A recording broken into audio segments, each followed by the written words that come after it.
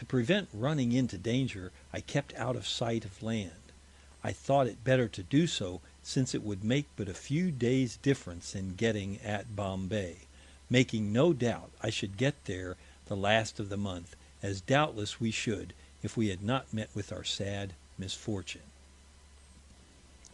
When it was too late, I was acquainted by those taken in the Severn that Mr. Rogers informed me wrong, for Angria sometimes keeps the shore aboard, and sometimes goes directly out to sea 60 leagues off.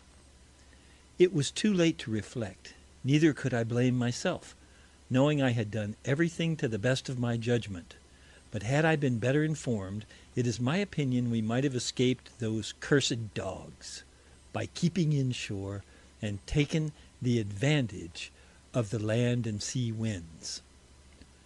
I have since repented that we did not go into Goa, but God knows whether a man goes too fast or too slow, for I had certainly a very suitable cargo for that place. But my earnest desire was to get to Bombay, the season of the year being far advanced. December 26, being my second mate's morning watch, about 5 o'clock he came to me and told me he saw 9 sail of gallivats.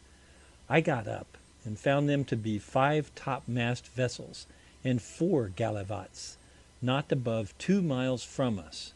I ordered all hands to be called, and down with the cabins in the steerage, which was done in an instant, and everybody to their respective quarters. They came up with us apace, having but light airs of winds, and found them to be Angria's fleet. I had the transom in the great cabin, and the balcony in the roundhouse cut away, for traversing the stern chase guns. They came up with me very boldly within pistol shot. Before 6 they began firing upon us, throwing their shot in at our stern, raking us afore and aft. I ordered everything to be got ready for going about, to give them my broadside, when my chief mate, Mr. Rogers, and my third mate, Mr. Burrows, came to me and begged that I would not put about, for if I did, they would certainly board us. As to my part, being a stranger to this coast and Angria, knowing my chief mate had been off in this way, and my third mate had sailed in the galleys, I was over prevailed upon not to tack about. As the enemy kept under my stern, playing their shot in very hot upon us, and destroying my rigging so fast, I soon after endeavored to wear the ship upon the enemy, but the wind dying away to a calm, she would not regard her helm, but lay like a log in the water. By 8 o'clock most of my rigging was destroyed, and the longboat, taking fire astern, was forced to cut her away. The yawl being stove by their shot, we launched her overboard. By 9, the top chain that flung the mainyard was shot away, with gear and gear blocks. The mainyard came next down, with the sails almost torn to pieces with the shot. As fast as our people knotted and spliced the rigging, it was shot away in their hands. The water tubs in the tops were shot to pieces, and the boatswain's mate's leg shot off in the maintop. One of the foremastman's leg was shot off in the foretop, and one wounded. By 10, the mizzen mast was shot by the board. Wanting people to cut the mast rigging, etc., from her side, found them appear very thin upon deck, and desired my younger mates to drive them out of their holes. Word was then brought me that my chief mate's leg was shot off, but that he was in good heart, and this time it was a calm, and our guns of the broadside of no service, not being able during the engagement to bring one gun to bear upon them. They kept throwing their shot so thick in at our stern with a continual fire, and we returned it as fast as we could load and fire. About 1, my mainmast was shot by the board, and the fall of that stove the pinnace on the booms.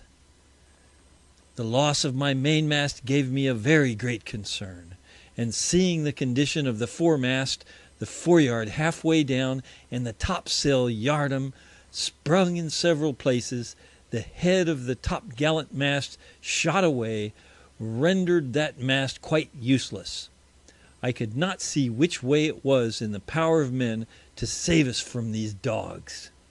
However, I made myself as easy as could be expected, and kept my thoughts to myself. Though the shot were like hail about my ears, I thank God I escaped them. Neither did they give me much uneasiness as to my person.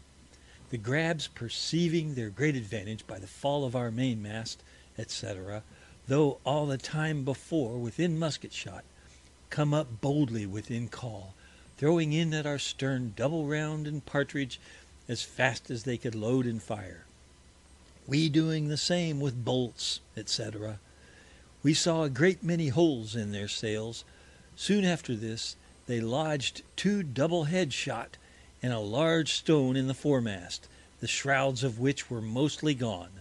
I often sent Captain Scarlett to Mr. Cudden to encourage the people, and to take care to cool his guns, and not fire in haste, but take good aim. We received 2 double-headed shot in the bread room, which were soon plugged up, and 1 shot under the larboard chest tree, but so low in the water that could not get at it, and the ship proved leaky. I had a pack of sad, cowardly, ignorant dogs as ever came into a ship. As to my common sailors, who were not above 12 seamen, with the officers, they stood by me. It was all owing to my misfortune on the Mouse that I was so poorly manned. As to my 3rd mate, B, he did not seem to stomach what he was about. He was sometimes on the quarter deck, not being able to use any guns but the stern chase, and every shot the enemy fired, he cowardly trembled, with his head almost down to the deck. This Captain Scarlett has often declared to the gentlemen at Bombay, and before those that are now coming home. I had 6 men killed, and 6 their legs shot off, with several others wounded by their partridge shot, etc. Had our people kept the deck like men, there must have been several more killed and wounded. About 3, I heard a great call for shot, and desired Captain Scarlett to go to Mr. Cudden and tell him not to fire in waste. We lay now just like a wreck in the sea, and at our wits' ends. Our shot being almost spent, we had a hole cut in the well to try to come at the companies. We continued on with double round and partridge and bolts, etc., with a double allowance of powder to each gun, doing the utmost we could to save the ship. The tiller rope was now shot away, though of no service before.